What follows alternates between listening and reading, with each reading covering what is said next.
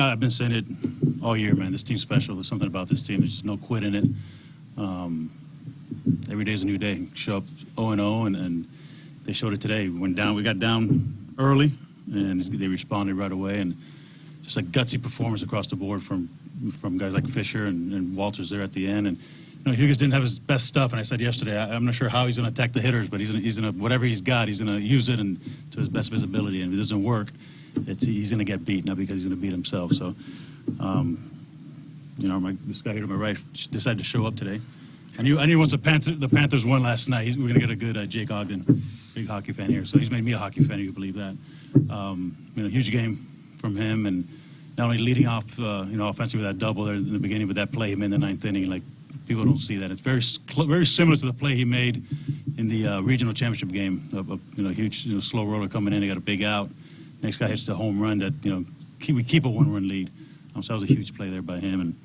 And guys like Kulikowski hasn't played all year a whole lot, but just kind of keeps grinding away and working hard, never complains, always in a good mood, always in a good place, and gets an opportunity today, and he gets 2 big hits. And and I can go on and on about these guys, man. I love this group, and just we get to play at least one more day of baseball, and I love it. Open up for the players. Jake, for you, JD has talked about all year how if he's had 9 of you in the lineup, he's happy to have 9 of you in the lineup. How does that boost your confidence, especially after going 0-5 yesterday and then just performing the way you did today? How does that boost your confidence going forward? Yeah, it's just part of the game. Not every game's going to go the way you want it to, and that's the beauty of this game is that there's always a tomorrow, and we got a tomorrow now.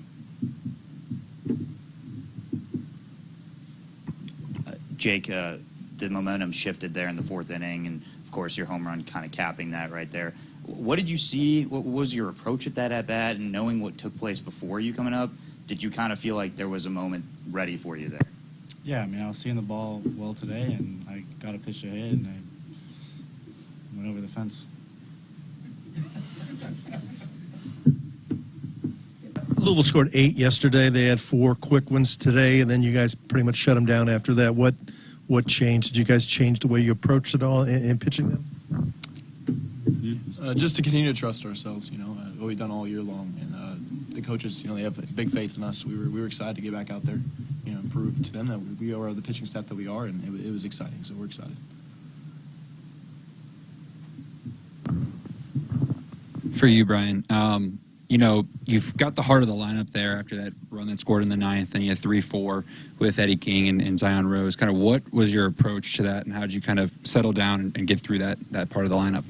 Absolutely. I attribute that to my teammates coming out to me there in the 9th and saying, you're the guy we want. We rally around you, man, and we're here for you. We're going to make a play for you. And really, settle the nerves there. Those are great hitters, right? Those are very talented people. So to have my teammates behind me, that meant everything to me. And just to continue to battle, and Laz came up and said, we're going to go right at them. So that was the whole goal there.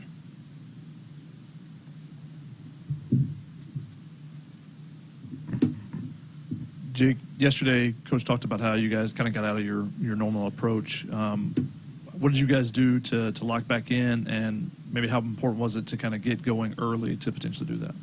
Yeah, I think, I don't know, for whatever reason, every time we're in a win or lose or go home situation, the team loosens up a little bit, and we have fun out there, and that's what we did today. We had fun. Is there anything you can attribute to why you guys, with your backs against the wall, that seems to loosen you up when normally yeah, JD talks to us before the game, and he tells us how it is and keeps us loose. When that momentum shifts there, with the base runner getting caught, what kind of happened in the dugout in between that inning to then lead to you guys getting some offense going? Yeah, it's a momentum changer, and we work on that all the time in practice, and it finally paid off for us today. Anything else for the players? Oh, sorry. Didn't see you. It felt like at the plate you all really kept a lot of their bats alive, just fouling off those 2-strike pitches. What kind of went into what was you seeing those pitches? And you kept fouling them off and continuing with that. Was that you all confidence-wise and religion-wise? Yeah, the whole postseason we've been doing that, grinding every at bat out, and I think as a team, you build off those long at bats, and finally somebody comes through, and you're in a spot you want to be in. when you pick the guy off second, you said it's a play you work on in practice. Is that called by the infielder, the catcher? Who calls it? This guy. He wanted to do it, so when we made the pitching change, we put it in. So You noticed he was getting too far off the base? Yeah, I mean, you take credit. It was Jake's call. All right, thank you. Anything else?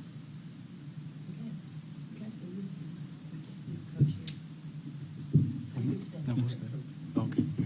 Coach, yeah, he's I'm saying, the boys can leave if they want. Coach McDonald said they're going with a freshman lefty, Eberly, tomorrow. Do you know who your pitcher's going to be? And is it an all hands on deck game where even guys that pitched the starter yesterday or today's starter could pitch tomorrow? I mean, all hands on deck. As far as it'll be a right-hander, probably either Lumpkin or Darius. Not sure yet, but it's going to be all hands on deck. You know, we made a decision yesterday with Siskar there at 40 pitches to take him out. We had one or two things we could have done there. Either has to stay out there and kind of take one for the team and not blow up, the bullpen. But being a freshman, I just, he's had a great year for us, man, and that's I don't want to leave him out there too long. So we decided to take him out there, and hopefully he comes back and maybe steal some outs. He can pitch an inning or two tomorrow. I think so. Yes.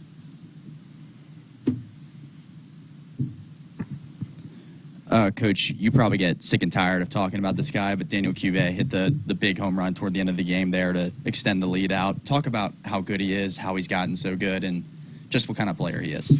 I mean, look, he was pressing a little bit. And I think he's been pressing throughout the postseason so far, and I told him after they intentionally walked him, his third at bat, I said, you're struggling right now, and they still respect you so much that they still walk you. That tells you what kind of hitter you are, and you don't have to do too much, and just get a barrel to it. He had a lot of pitches to hit and just overswinging, a lot like he was early in the season. And there he stayed, kept his hands back just long enough on, I believe it was a changeup. And got the barrel to it, and there aren't many parks in the country that are going to hold him in. So, but this game's hard. This game's hard, man, and he's saying the right things. I'm not pressing, but until I said, hey, just admit it, you are, and you're not the first or the last guy to do it. It's okay, but you have to accept the fact that you are in order to make an adjustment and change. So hopefully that last at bat carries over to tomorrow. What prompted the decision to go with Kulikowski? I think had 5 hits on the season. And then the production from the bottom of the order started maybe with that walk from Tanner Smith, a 9-pitch walk to get things going. How much did that mean to today to get you guys going? I mean, you don't expect the bottom of the order to do damage, but if they get on base, so the guy at the top of the order has an opportunity to do damage, that's all you can really ask for, And, Kulo, we just thought it was a very good matchup for him. A guy that works down the zone a lot, Bivin has a great slider, man, or sinker, I'm sorry. And that kind of plays to his swing, down in the zone. So we just felt that was a good matchup for him. So that's we decided to go with him. So he came through. And again, he was ready to go. That's the important thing about this. Not the decision that anyone made to put him in the lineup, but the fact that he was ready to go when his name was called is what makes him special. It's not easy. Not easy because he would be in a lot of lineups in the country. So the fact that he was ready, that's what I'm most proud of. I asked Coach McDonald the same thing. After they had walked Kuvit earlier, were you surprised they left a lefty in to pitch to him in that last at bat?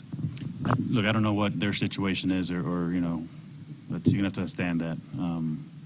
I do know if it's just a man on second base, they obviously would have walked him to face Gonzalez. So that was a huge hit by Galvin to make it a first and second. And and I told Max, and we were in Southern Miss, that our biggest games when we score runs, it's really revolves around him and getting on base. And he's not driving runs in, but he's getting on base and putting Cuvée in situations where he can do some damage, and Dorian as well. So I think yesterday was the first time that he had a really good game, and we did not score many runs. But we did have a lot of opportunities to score runs. We just didn't get the hit when we needed it. So he's that two-hole is a very important spot for us, for any lineup. But when he gets on, he kind of sets a table there for those guys in the middle there. Coach, this is back-to-back weeks where Jake Dorn and Jackson Cleveland have provided massive outings for you guys in those less competitive games, and I feel like that's freed up what you guys have been able to do the rest of the week. And how have those guys stayed focused in those outings, and what has that done for you guys as a pitching staff and as a team? I said it yesterday. You know, we win this thing. They're going to play a big part of the reason that we do is because of those guys eating up those innings that they did. And again, resting the rest of the bullpen and having them available. They did the same thing last week on Sunday, that Sunday night game against Southern Miss. They went in and kind of just held it down long enough, and we were able to have a full bullpen, have everybody ready for that Monday night game. Coach, Carson was great, obviously, coming out of the pen. What do you think was working for him today? Carson's a great sinker. When he trusts his sinker and just kind of throws and lets it do his thing is when he's most effective. I felt early when he first got out there, he was kind of forcing it a little bit and kind of tightens up. And it's true for most sinker ball guys. They stiffen up and they start cutting the ball and stuff like that. When he just lets it play, it's a plus pitch, you know. And he kind of got in the groove there and started trusting and making some really good pitches with his fastball and mixing in enough, you know, off-speed pitches there. And of course, you know, King got, you know, first pitch slider up in the zone and hit it. He did what you're supposed to do with a pitch like that, right? But other than that might be the only bad pitch he threw. He did a great job.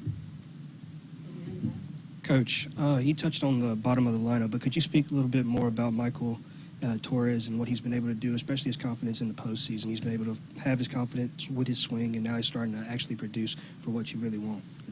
Yeah, he's a freshman, right? And he's getting better and better. He's got some big hits. That was a tough left-hander today that he led that inning off in the ninth, I guess in the bottom of the eighth. He's just getting better and better every year and every day. And in the fall, he swung the bat really well, and in January, and he got up to a really rough start, and he lost his position to Peralta, and then we had the injury right field in Williams, so Peralta moved to right, and he got another opportunity. And I mean, he's an elite defender, and the bat's starting to come around. And again, when that guy gets hot, then it just turns the lineup over for Jake and Max and Cuvée and Dorian. So that's a big. That 9 hole is a big important position in the lineup. I got one more. The message has always been the same this season, 0-0, but everybody knows how big this game is tomorrow. Is there any different message, or is it just still the same? It's 0-0, man. Got to win today. JD, this group, you talked about them being special, them being loose when they had their backs against the wall. What is unique about this group that they can do something like that when, you know, that's not the norm for most teams? It's who they are, right? I mean, when we're loose and having fun and enjoying ourselves, that's when we're at our best. Like I told you, they've earned the opportunity to play in a super regional, right? There's no reason to come in and put extra stress on yourself or pressure. I mean, they've earned it. Enjoy it. This is your dessert, right? I mean, this is what they've worked for. So whatever happens, have fun, enjoy it. You're never going to forget these moments, you know, and we're just better when we play that way. That's just the team that we are. I might be, you know, saying something